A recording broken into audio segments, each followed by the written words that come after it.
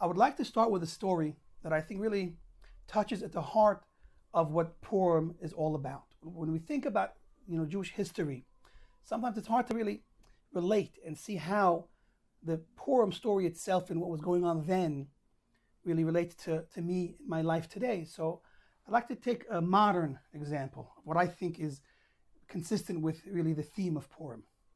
So there was this Israeli ambassador or diplomat traveling in America. He was in Manhattan, and as he's walking around in Manhattan, he noticed a fight breaking out.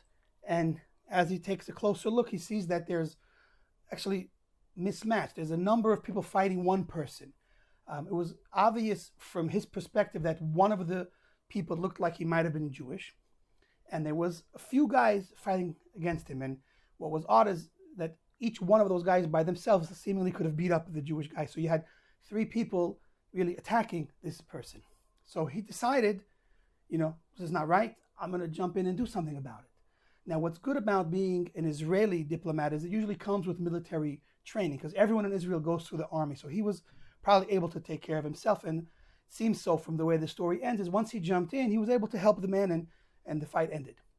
So after the fight, he turns to the man and says, okay, I fought, I helped, I'm invested now. Tell me what this was all about. So the man looks at him and says, I'll tell you the truth. They insulted me and called me some names and they said I'm Jewish, and I got very, very angry, and I just had to fight back. So the Israeli's like, that's interesting. I happen to be Israeli. Let me ask you a question. What exactly made you fight back? Why did you fight back? Why didn't you, you were outnumbered. They were stronger than you. Why didn't you just, walk on your way? So he said, I'm proud to be a Jew. And, I felt that if I have to fight back. You have to stand up for what you believe in, what you're proud of. And I had to, as a Jew, stand up against him, no matter, even if it meant getting beat up. So the diplomat continued and asked, well, let me ask you something. What exactly are you so proud of being Jewish? What are you proud about being as a Jew? So the man began to think to himself. He started to try to talk in stammering and mumbling. And in the end, he couldn't really express clearly any one thing about being Jewish that he was proud of. And ultimately, it came out that he didn't know. And I think this story is a powerful story, and its message is very important for us to understand. Why did he fight back? And why couldn't he express why he felt like fighting back? So I think if we appreciate, a Jew goes through many different phases in life, and at the same time over the history of the Jewish people. When you take a modern Jewish person living in New York, successful, very, very secular-minded, secularly educated, he might not practice the religion at all. He might not have any connection with the customs of his father or grandfather. But sometimes, and again, this is not always, sometimes there's some type of feeling inside that he knows that he's a Jew and he knows that he's different. Where that feeling comes from, we would say, is the neshama, the soul. Since his soul, deep down inside his which is really his essence, identifies with his Jewishness, so no matter how secular he is, and no matter that he doesn't have any of the customs of his ancestors, when he's pushed against the wall, so to speak, so that inner essence fights back.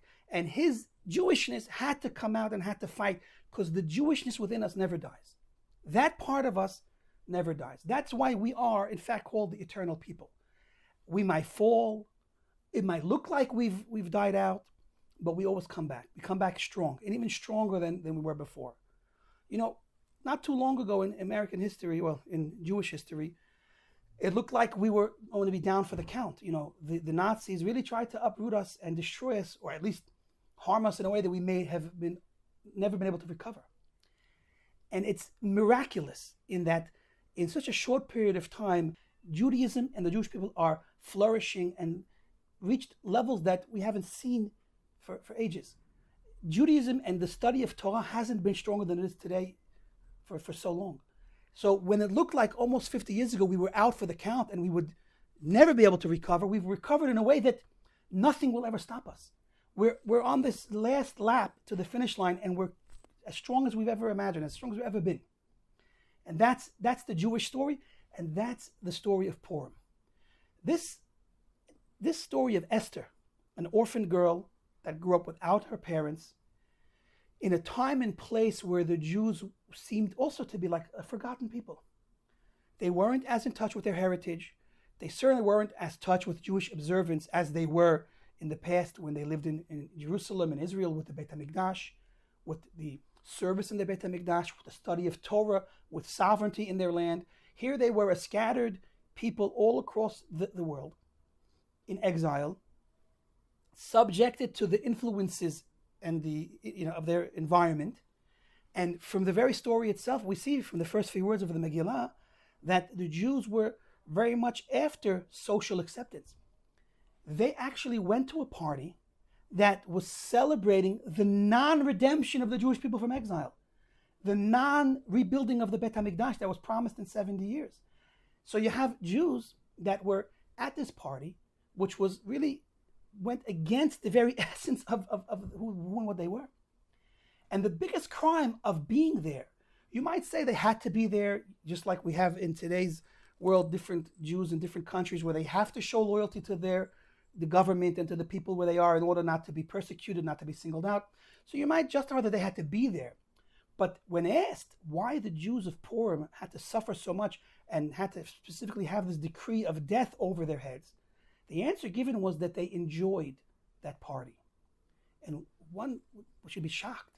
How could they enjoy a party that's very purpose was to make fun of and celebrate the fact that God abandoned his people and did not fulfill his promise to redeem them? How do you enjoy a party like that if you're one of those people? So that's really getting to the story of this man. Superficially, because they were under this like drunkenness, and that's why we get drunk on Purim. Because the truth is, the galut makes us drunk on a certain level. The Jews of Purim, the Jews in Shushan, were drunk from galut. They were beaten from the hard 70 years of not seeing Hashem, of not being in Israel. And superficially, they were disconnected. They were, let's call it sleepwalking. They lost their connection. And superficially, they were able to be at a party that represented the antithesis of Torah values, and in fact of taking the holy vessels of the Beit HaMikdash and using them in a profane way, and superficially not be bothered, even enjoying. And it's shocking to say, and we don't really hear the story expressed in this way, but that's the reality. Look at the people around us. Look at our fellow Jews all around the world. They're not suffering. Wherever they are, they're not suffering. They're living a content life, a happy life, a fulfilled life, on whatever level they've achieved success. Meaning, if a person wants to be a billionaire, okay, so he'll be missing a level of happiness because he's not a billionaire, but he's pursuing his billions, or he's pursuing his fame, his success, whatever successes that we're after in life, that's what we pursue. And if you look at the people around the world, the Jews, wherever they are, they're busy pursuing what they want, what they feel is going to give them a good life and a happy life. So no one's complaining. But at the same time, if you look at it from a different perspective, we see that the Jews around the world have abandoned Judaism, have abandoned the way of their forefathers. Assimilation is at all-time highs. Intermarriage is blown off the roof. Forget about intermarriage. The statistics tell us that we are doing more harm to ourselves in the last few years than Hitler and the Nazis ever did to us. They killed our physical bodies, but here we're destroying the Jewish soul, and we're doing it to ourselves. And I know that's also hard to say and hard to accept. But ultimately, the Purim story teaches us otherwise. Because again, as I started off saying, this is all externally. Inside, deep inside, the Jewish soul and the Jewish heart never dies. It just goes through these difficult moments. Let's look at Esther for a moment. Esther is really our story. She was an orphan girl, didn't have the life that when we think of the beautiful Jewish life. The Gemara and Midrash actually connects Esther with Sarah Imenu. When we think of Sarah Imenu, what do we think of? We think of this righteous matriarch that epitomized holiness, purity, faith, emunah, like a walking angel, modest. absolutely we would all say that for sure God walked with Esther. In fact, the Torah testifies, that this was the life of Sarah, Sarah, that all her years were years of goodness because she was attached to Hashem all her life. She was a tzaddiket. The story of her life screams of God's presence.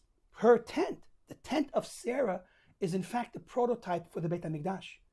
It's explained by our rabbis that 3 miracles that she had in her tent are what we see copied, mimicked on some level in the Beit HaMikdash. She had the Shekhinah, a cloud above her tent to represent the divine presence that was with her always. Her bread miraculously stayed fresh from week to week, and in place of that we have the showbread in the Beit HaMikdash. And her Shabbat candles stayed lit from week to week because that represents, again, corresponding to the menorah in the Beit HaMikdash.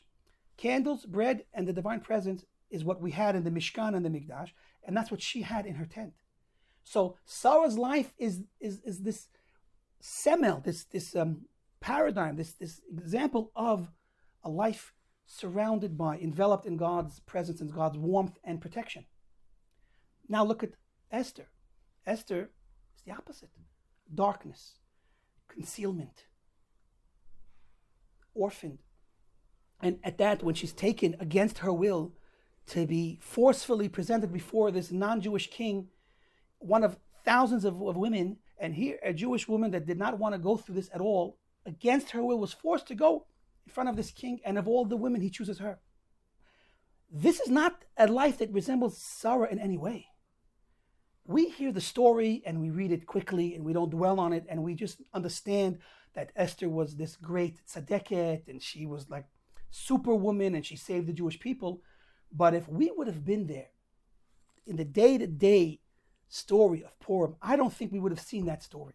That's a story we had to be taught, lemafreya, in retrospect, about what really was happening, but that was hidden. Nobody saw that.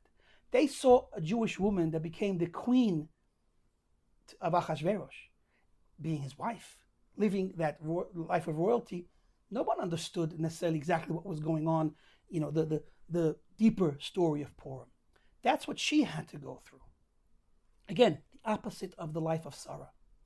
Yet the Midrash goes out of its way to connect the life of Esther and the life of Sarah, saying that they were equated. She ruled over 127 provinces, Esther, and Sarah lived exactly 127 years. And the way the rabbis explain it is you take the days and the hours and the minutes and the years, it all adds up and it's all equated. That in a global sense, they had similar lives. But we see on the surface they were opposite lives. What's the connection? Let's take it one step further. What's the connection between the people of in our times, me, you, anybody, and our ancestors that lived in the times of the Beit HaMikdash? There also seemingly is no connection. We don't have holy lives like they did. We don't have the divine presence, miracles. We have nothing. They had everything. So what's so Jewish about our life? Let's talk about me. I don't mind, not doing a confession over here. That's not our thing, but I'm going to just share a personal story.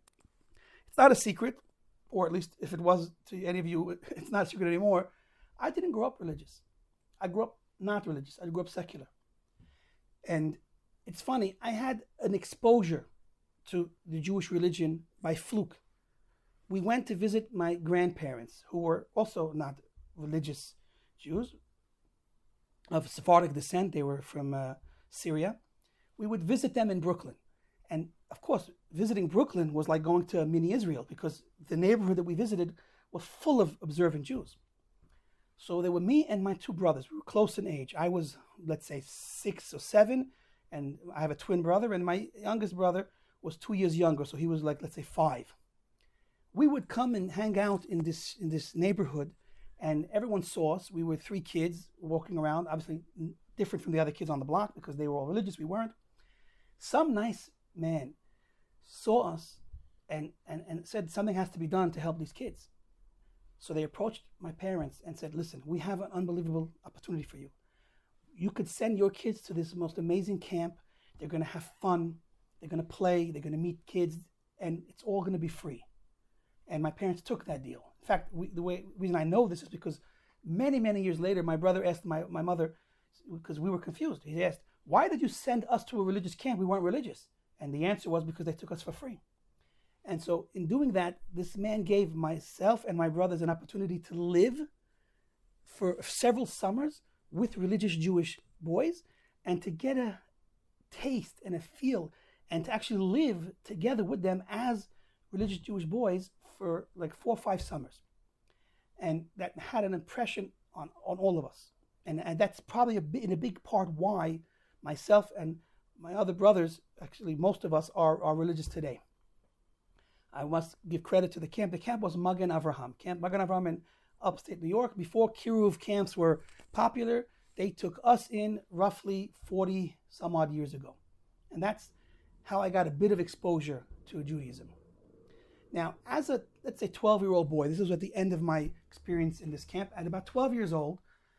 So let's take that last summer. We went to camp. We got inspired. We learned. See, that was one of the final years we had learned how to read, and we had gotten more and more involved in studying. And that was like the first year that we ended up getting prizes for learning Mishnayos and learning different things by heart. It was an unbelievable accomplishment for us. We literally were, would year after year watch these boys come up and get special prizes, books for all of the Mishnayos they learned by heart and all of the things they accomplished.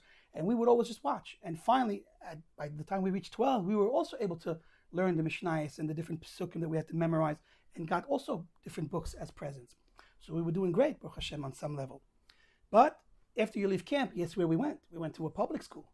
Public school was full of a different environment, different interests, different influences. And so the result was that battle, back and forth, battling, back and forth. In the end, we grew up secular. But there was that stayed with us, that stayed in the back of our minds, and somewhere in our hearts, it never left us. And I'll tell you, in that struggle, because we came inspired every once in a while, we said, we're going to keep kosher, we're going to keep tzitzit, we're going to wear a yarmulke. Imagine 12-year-old boys in a public school in Miami Beach wearing a yarmulke. That didn't last long, but we tried. The kashrut didn't last long, but we tried. I still remember years later when we were in our teens, 16, 18, somewhere around there. That's already when you're an adult and you're just living how you want to live. And of course, we had completely dropped any type of religious practice at that point. There was still one thing I never brought myself to do. As far as I recall, this thing I wouldn't do, because I felt this was chutzpah. Shaving on Shabbat. I said to myself, you got 6 days to shave. I'm going to specifically come and shave on Shabbat. So with all of the things we weren't keeping and all of the things that we were doing that we weren't supposed to, for some reason, shaving on Shabbat was something I couldn't bring myself to do. Where did that come from? What was that? That's the fight. That's the same story of this man fighting because he's a Jew. He doesn't even know why he's fighting, but he's fighting because he's a Jew. And that was me fighting. And that's everyone out there in their own way trying to hold on to something. They're fighting because, again, the soul in us will never die. It's fighting and fighting and fighting, and sometimes that fight reaches a point where it expresses itself, and that's a victory. I think that this is the fight of Purim, the fight of Esther. She had a rough life, a hard life. It did not look glorious. It did not, no glamour. It didn't seem so holy. And I doubt if everyone recognized her as the tzedekah that we call her today, because that was all hidden. And so too, as we each go through our day-to-day fight to stay alive. Physically, we have to stay alive physically, but more so spiritually. It may look like a losing battle, but if you're in the battle, you're winning. And that's the fight. The fight of Purim is our fight today to remain loyal. Just want to connect. My mother, Allah Shalom, her name was Esther, and Baruch Hashem, we have several girls named Esther. There was a time where it didn't seem like that would be the end of our story. And of course, our story is not over. Hopefully it'll continue, because the Jewish story, it would never end. It will continue. The Jewish story is a forever story. Before leaving Brooklyn, again, we originally were from Brooklyn. We moved to Florida. But before leaving Brooklyn, my mother had an aunt. Now, she came from a semi-traditional family. And in those days, there were some of our relatives that were more connected with maintaining the Jewish tradition. One of our aunts, I guess one of my great aunts, one of my mother's aunts, tells my mother before we leave for sunny Florida, the good life, that if you leave Brooklyn, I'm telling you now, your children, your boys will all marry out of the faith. They will all marry non-Jewish women. Now, that did not cause my mother to change her mind, but that stayed with her, and it never gave her any rest.